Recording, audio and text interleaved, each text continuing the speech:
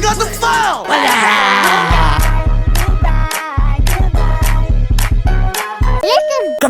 Basically what it does is stabilizes your audio. Now compressors come in many different shapes and forms. Some compressors might be a little bit simpler, some of them a little bit more complicated. Everything that I'm gonna talk about pretty much applies to all of them. So first what we got is the threshold. Threshold is basically the point where it notices what's going on. Picture it as the STFU line. Basically, at what point do you want it to say, hey, shut the up? Ideally, you probably want around 10 to 20. Alright, then we move on to the knee. Now the knee is basically, once it realizes something going on, is it gonna be a little bit lenient? Like, alright, you know what I'm saying? We're gonna let it be a little.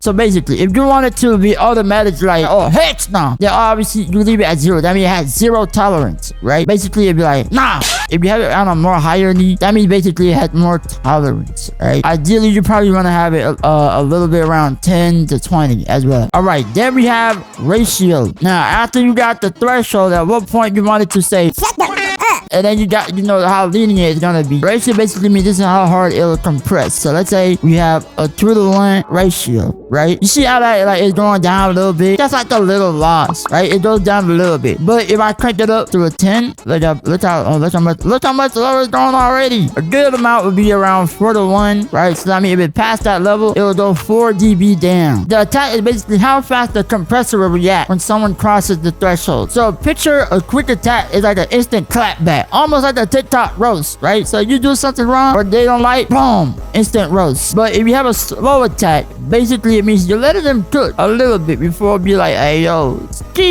like, oh yeah, it sounds better on mute.